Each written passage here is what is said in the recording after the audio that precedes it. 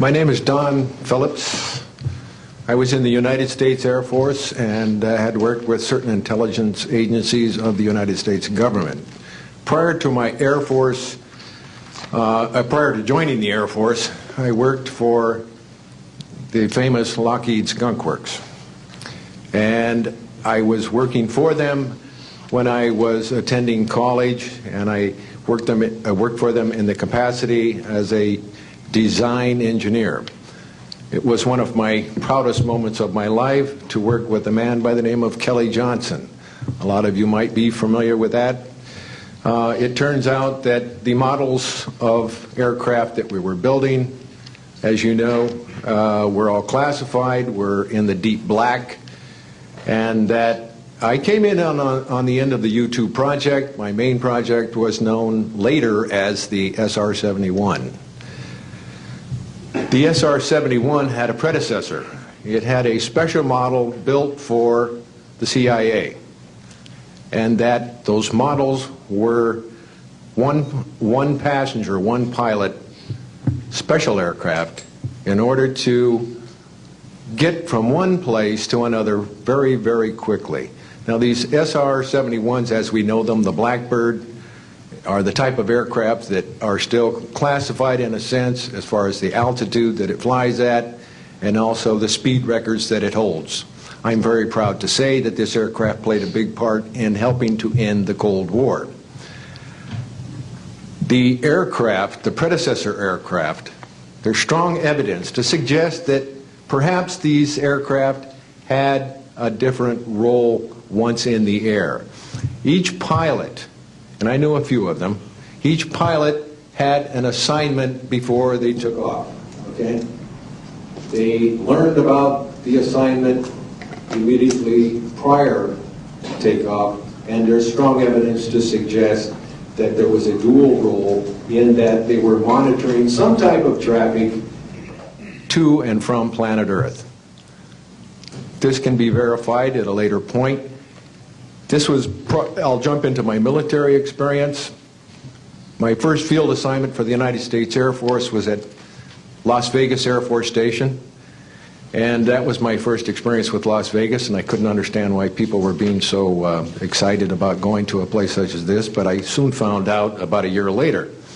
Nellis Air Force Base is located there. Nellis is a major training center for different types of special aircraft and fighter aircraft, one of the premier training sites for pilots all around the world.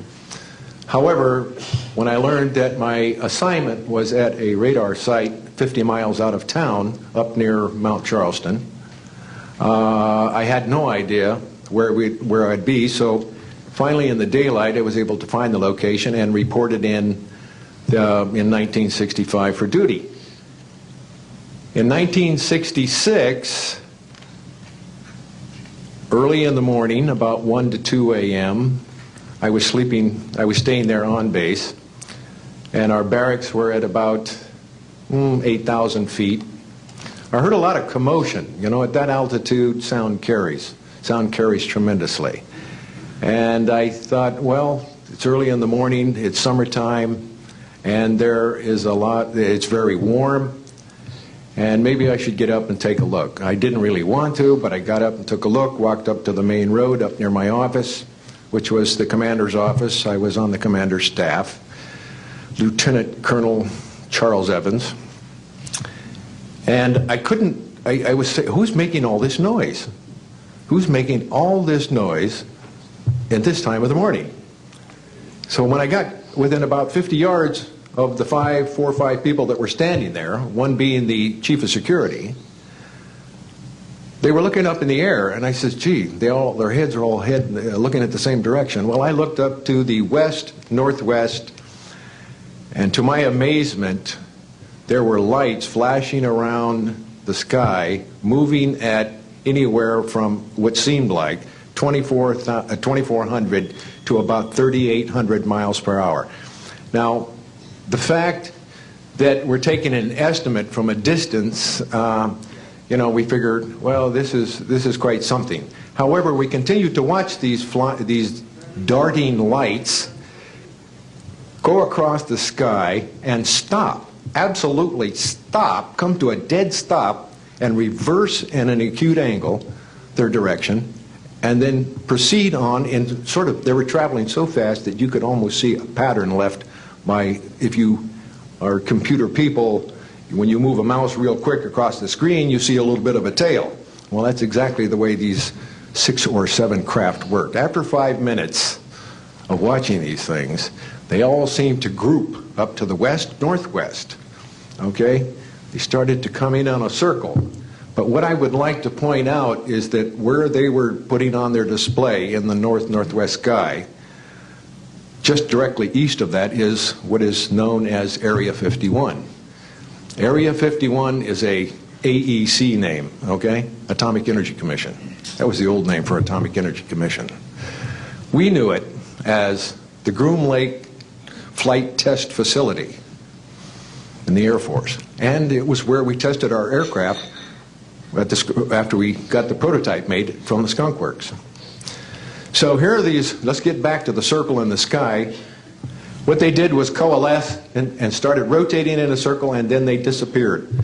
Well, I thought, gee, this is something that we have to keep quiet, and that was verified by the Chief of Security. But we waited there and talked it over for a little bit, and it seemed like, I think it was an hour. Then came the radar people from the scopes, which were at 10,000 plus feet, came down for their dinner at 2 o'clock in the morning. And the first person off the bus was a good friend of mine, Anthony Kesar. He said, he was white as a sheet, and he says, did you see that? Yeah, we all said, yeah, it was a nice display. What a show. He says, we documented them on radar. And he says, we didn't give them clearance. We just, the standing order was let them fly through the radar beam. He says, we documented 6 to 7 UFOs.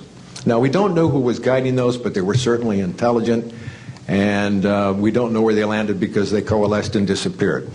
So I will say at this point, to keep it short, that I will testify under oath as to what I say is true, and I will do so before Congress. Thank you.